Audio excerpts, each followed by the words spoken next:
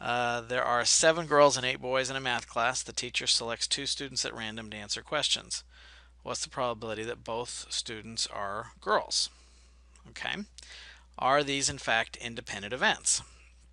Well, uh, knowing the first one is a girl uh, doesn't really give me any other information about the second one being a girl, but the probability does change as I start pulling students out. So the fact that I picked a girl the first time, I can't re-pick her. She can't go up twice. Didn't really say that in the problem, but in a manner of speaking, it did. That we're not letting them go up twice there.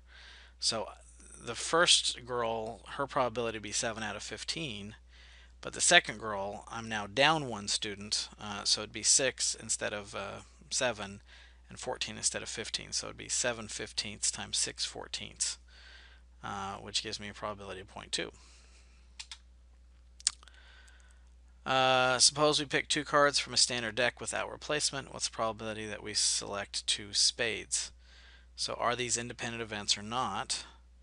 You got to think about what that means, with or without replacement. With replacement would mean we take a card, we put it back in which case what I drew the first time wouldn't have any impact.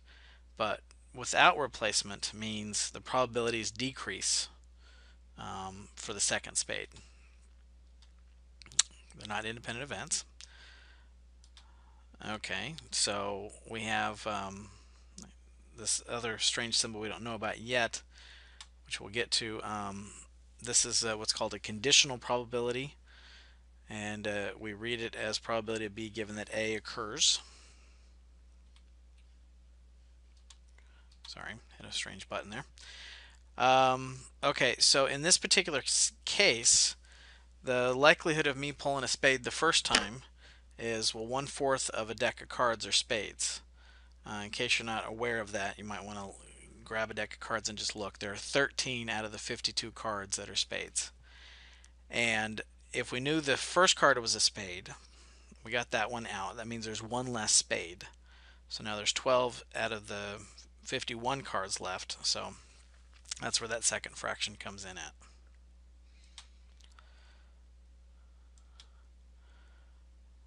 Okay, addition rule. If 2 events are disjoint means no outcomes in common, then we can simply add them together.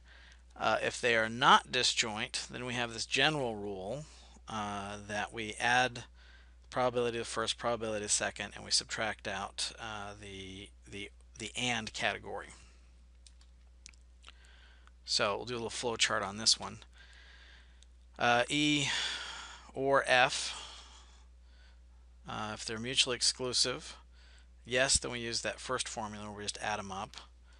So we'll look at a case of that. I have a large auto center, sells cars made by different manufacturers. 3 of these cars are as following. Suppose the probability of each event. What's the probability the next car sold is a Honda, Nissan, or Toyota? Okay, so are these mutually exclusive events? Are these disjoint events? Can't be a Honda and a Nissan at the same time. They haven't merged companies yet and made a super Honda Nissan or something. So those are disjoint, in which case if I want to find the probability of the sum, I just add them together. If I wanted to find the probability of the complement, then I could just subtract that. Okay, so then if they are not mutually exclusive, then our formula changes to this, where I have to subtract off some overlap between the events. Musical styles other than rock and pop are becoming more popular. A survey of college students finds the probability they like country music is 0.4, probability they like jazz is 0.3, and that they like both is 0.1. What's the probability they like country or jazz? Okay, so we've got they're not mutually exclusive. There is a overlap between them. There are some students that like both. So this is a situation where I want to add the 2 independent events, but then I want to subtract off the 0.1. So that's why we get 0.4 plus 0.3 minus 0.1.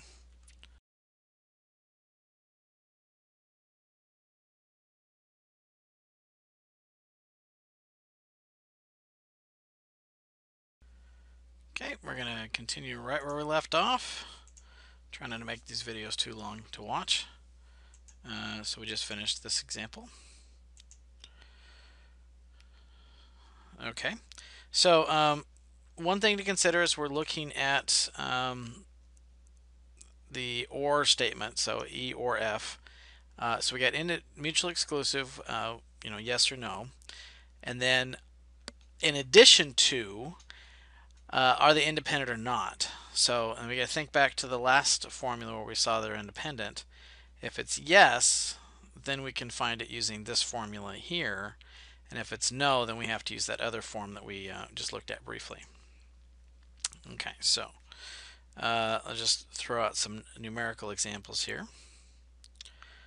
We have probability of A being 0.45, probability of B being 0.35, and I also know in addition that A and B are independent. I want to find A or B. Okay, so it's that last case we just looked at. Are they disjoint? Well, if they are disjoint, can they be independent? So in other words, disjoint events cannot happen at the same time. So if A occurs, can B occur? And if they're disjoint event, the answer would be no. So disjoint events are dependent events. Because if I know, if they're disjoint events and I know A happened, I know automatically what B happened. You don't have to give me information about B because being disjoint. So the fact that they told me A and B are independent means that they're not disjoint. Okay, so I want to use this formula where we're adding the two independent and then we're looking for the overlap, the A and B. Okay, now with A and B, because they're independent events, then we have to use the formula that we looked at earlier, which is just multiplying the two events together. So the likelihood of A or B happening would be the 0.45 plus 0.35 minus the product of the two. Okay, if a coin is flipped and a die rolled at the same time, what's the probability that we get a tail or a number less than 3? Well, what would we expect to see in this particular sample space? So we just list out all the possible options. We could have a head with a 1, a head with a 2, a head with a 3. Same thing with tail with 1, tail with 2, tail with 3, all the way up to 6. And in this particular case, we're looking at probability we get a tail or a number less than 3. So if we look at, so there's 12 items in the sample space. Tails would be 6 of them, and then number less than 3 means we can we've got 2 on the head side, 2 on the tail side, but we already counted the initial tail side, so we've sort of taken out too much if we subtract off everything. Okay, so Venn diagram then of kind of what we're talking about with that overlap. Okay, so they're independent events, because knowing what you got on the coin doesn't tell me anything about knowing what you got on the die. So knowing that they're independent means that they're not disjoint, hence there is some overlap between them. It is possible to get a head and a less than 3. And so it's that overlap, that T1, T2 we want to make sure of. So using the formula we've been setting up, I would count the number of items where there's tails, so there's 6 of those, plus the number of times there's less than 3, so there's 2 here and 2 here, so there's 4 of those, and then tails and less than 3, so the overlap, there'd be 2 of those. So half of the 12, 6 out of 12, is tail.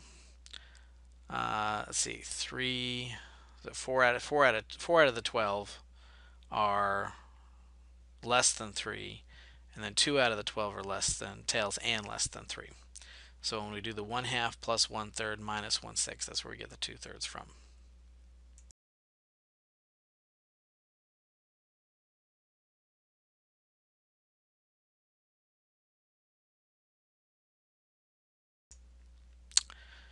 Okay, keeping this going, certain brand of light bulb are defective 5% of the time. We randomly pick a package of 2 such bulbs on the shelf store. What's the probability that exactly one bulb is defective? Okay, so we kind of have a couple different ways to think about this. If I'm looking at exactly one bulb defective, did it happen the first one or the second one? I don't know.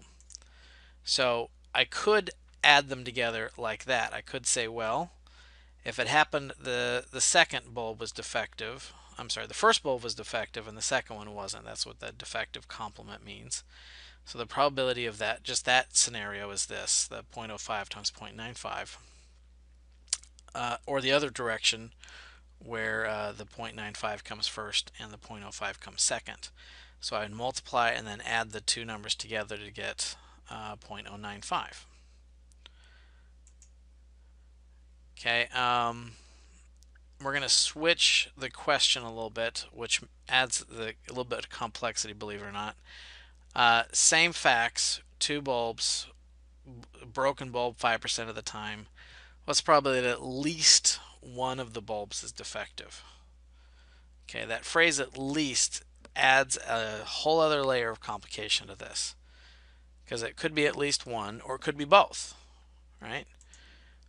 So one way we could do this is we could take the at least one scenario and multiply and add, and then we'd have to add on top of it the probability that both of them are defective. So these two numbers represent the first one being defective. This is where the second one's defective, and this is where they're both defective. So if I add them up, multiply and then add, I get that number.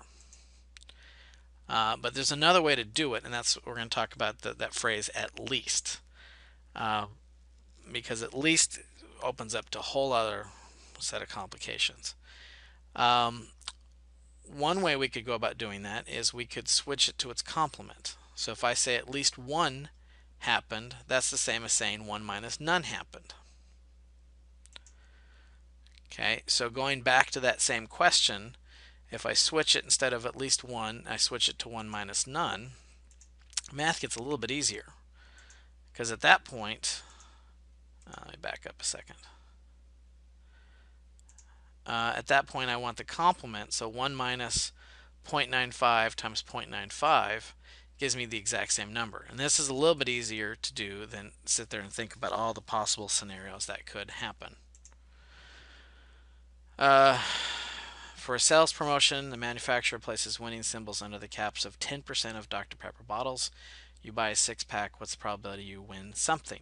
Okay. This is a very hard problem if we don't take into account the phrase "at least." Now notice, you don't see the word "at least" anywhere.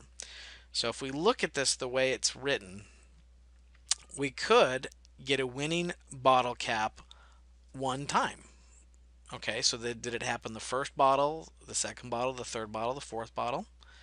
Okay, already we got to take 6 scenarios into account. I could have won twice. Okay, was it the first two, the last two, the middle two? Was, so I'd have to take all that into account. I could have won 3 times. So as you start thinking about this, it gets very complicated quickly as far as, well, okay, so is there another way to do it? Well, let's switch it to that "at least." What's the probability that I won at least one time? Well, that's the same as 1 minus the probability of me winning none. Okay, and 1 minus none is a lot easier to figure out, because the likelihood of me winning none on any given time is 0.9, and since there's 6 bottles to look at, then 0.9 to the 6th would be the likelihood that I don't win anything ever. So 1 minus 0.9 to the 6th gives me that 46%.